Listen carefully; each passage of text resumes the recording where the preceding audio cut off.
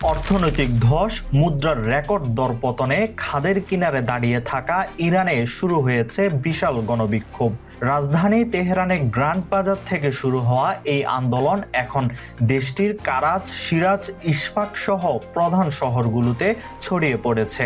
মার্কিন ডলারের বিপরীতে ইরানি রিয়ালের নজিরবিহীন পতনে ক্ষুব্ধ ব্যবসায়ী ও সাধারণ মানুষ টানা ৩ দিন ধরে ধর্মঘট ও সড়ক অবরোধ করে বিক্ষোভ চালিয়ে যাচ্ছে। রাজপথে বিক্ষোভকারীদের ছত্রভঙ্গ করতে টিয়ার গ্যাস ও লাঠিপেটা করছে পুলিশ, যা পুরো পরিস্থিতিকে আরো ভয়ঙ্কর করে তুলছে।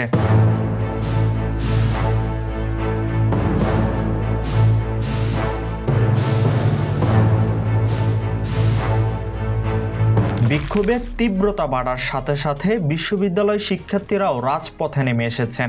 বিভিন্ন শহরে স্বৈরশাসকের মৃত্যু চাই স্লোগান শোনা যাচ্ছে, যা সরাসরি দেশটির সর্বোচ্চ নেতা আয়াতুল্লাহ আলী খামেনির দিকে ইঙ্গিত করা হচ্ছে। ইরানের এই অভ্যন্তরীণ অস্থিরতার মধ্যেই ফ্লোরিডায় বৈঠকে বসেছিলেন মার্কিন প্রেসিডেন্ট ডোনাল্ড ট্রাম্প ও ইসরায়েলের প্রধানমন্ত্রী বেনিয়ামিন নেতানিয়াহু। বৈঠক শেষে ট্রাম্প বলেন, ইরানের অর্থনীতি পুরোপুরি ভেঙে পড়েছে এবং মানুষ মোটেও খুশি নয়। তিনি স্পষ্ট করে জানান, ইরান যদি পুনরায় পারমাণবিক কর্মসূচি জোরদার করে তবে তিনি ইসরায়েলের পরবর্তী বিমান হামলায় পূর্ণ সমর্থন দেবেন।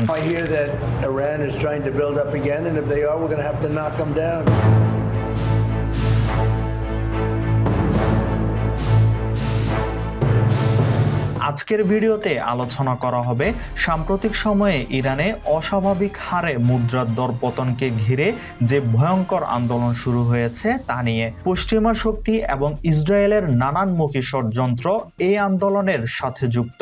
পাশাপাশি দেশি বিদেশি সরকার বিরোধী আন্দোলন এবং ইরানের পারমাণবিক কার্যক্রম নিয়ে ট্রাম্পের হুঁশিয়ারি নিয়ে আলোচনা করা হবে এই ভিডিওতে। যদি নতুন হয়ে থাকেন তাহলে চ্যানেলটি সাবস্ক্রাইব করে কানে হেডফোন গুঁজে নিন আর ভিডিওটি শেষ পর্যন্ত দেখতে থাকুন।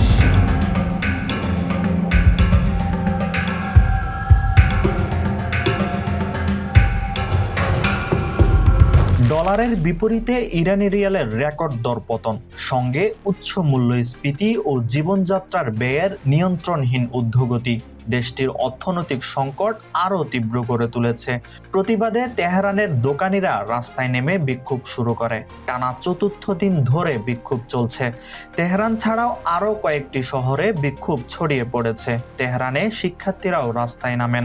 ইরানের সরকারি সংবাদ সংস্থা IRN এর প্রতিবেদনে বলা হয়, ইস্পাহান, ইয়াজদ ও জানজান শহরে বিশ্ববিদ্যালয় ও শিক্ষা প্রতিষ্ঠানগুলোতেও বিক্ষোভ ছড়িয়ে পড়েছে। Certainly the immediate trigger for the protest was a rapid depreciation of the Iranian rial brought about by US sanctions. President Masoud Pezeshkian ইরানে এই অস্থিরতার পেছনে বিদেশি হস্তক্ষেপ থাকতে পারে বলে ইঙ্গিত দেন। প্রেসিডেন্ট পেজেশকিয়ান বলেন, আমরা এমন এক পরিস্থিতির মুখোমুখি যেখানে দেশের শত্রুরা বাইরে থেকে চাপ প্রয়োগের প্রয়াস চালাচ্ছে এবং দুর্ভাগ্যজনকভাবে দেশের ভেতর থেকেও। সমন্বয় ও সহায়তার পরিবর্তে কখনো কখনো কিছু অবস্থান ও কর্মকাণ্ড দেশকে দুর্বল করে ও ক্ষতি ডেকে আনে। ইরান সরকার বলেছে, বিক্ষোভকারীদের সঙ্গে কথা বলা এবং তাদের উদ্বেগ শোনার জন্য একটি সংলাপের ব্যবস্থাও করা হচ্ছে। তবে ইরানের প্রসিকিউটর জেনারেল হুমকির সুরে বলেছেন, মুদ্রার দরপতন এবং দেশের অর্থনীতির সংকটময় পরিস্থিতির সুযোগে কেউ যদি দেশকে অস্থিতিশীল করার চেষ্টা করে তবে তা প্রতিরোধে কঠোর ব্যবস্থা গ্রহণ করা হবে। They haven't really unleashed the full violence and they are calling for debate and dialogue. But I would say that this is too little too late, first of all. And secondly, what could he possibly do? How could he resolve the situation? We all know that economic issues in Iran has been the result of 3 factors. কয়েক সপ্তাহ ধরে ইরানি রিয়ালের দ্রুত দরপতন হচ্ছে। এর কারণ যুক্তরাষ্ট্র ও পশ্চিমা মিত্ররা ইরানের উপর নিষেধাজ্ঞা ও কূটনৈতিক চাপ বাড়াচ্ছে। বিক্ষোভ শুরুর সময় মার্কিন ডলারের বিপরীতে রিয়ালের মান ছিল প্রায় $14,20,000 এক বছর আগে, যা প্রায় $8,20,000 রিয়াল ছিল। কয়েক দশক ধরে পশ্চিমা নিষেধাজ্ঞার কারণে ইরানের অর্থনীতি মারাত্মকভাবে ক্ষতিগ্রস্ত হয়েছে। গত বছর সেপ্টেম্বরের শেষ দিকে জাতিসংঘ দেশটির উপর আন্তর্জাতিক নিষেধাজ্ঞা পুনর্বহাল করলে চাপ আরও বৃদ্ধি পায়। জাতিসংঘের এসব নিষেধাজ্ঞা ইরানের পারমাণবিক নিষেধাজ্ঞার সঙ্গেও সম্পর্কিত। বর্তমানে ইরানে মূল্যস্ফীতি প্রায় 50% দাঁড়িয়েছে। মুদ্রার অবমূল্যায়নের কারণে আমদানির খরচ বেড়ে গেছে। এতে জীবনযাত্রায় ব্যয় বেড়ে গিয়ে নাগরিকদের উপর চাপ আরও বেড়েছে। Recognize the protests and talk to the protesters.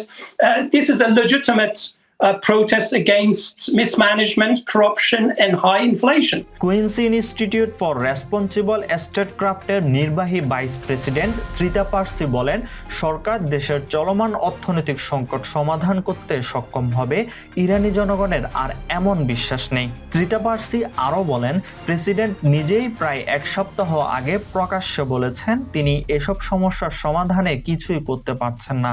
সরকারের সমস্যা সমাধানের ক্ষমতার উপর জনগণের বিশ্বাসের অভাব অনেকটাই আসলে সরকারের এসব বক্তব্যের কারণে।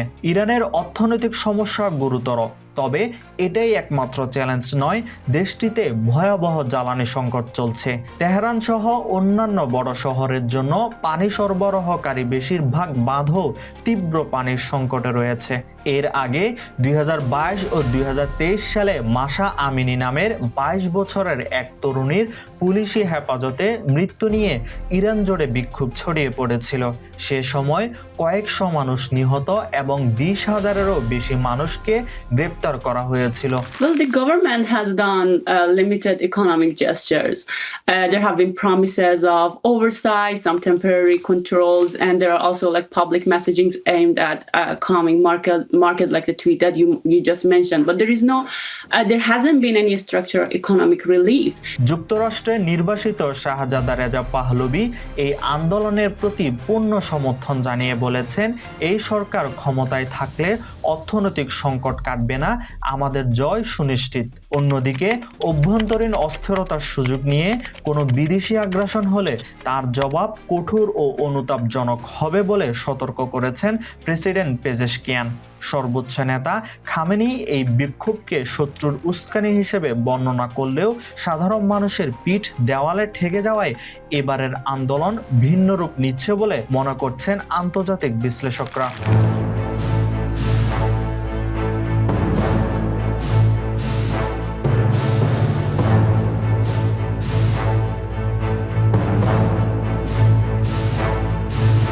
ইরানের এই আন্দোলনের পিছনে কি কি কারণ থাকতে পারে বলে আপনি মনে করেন তা কমেন্টে জানাতে পারেন।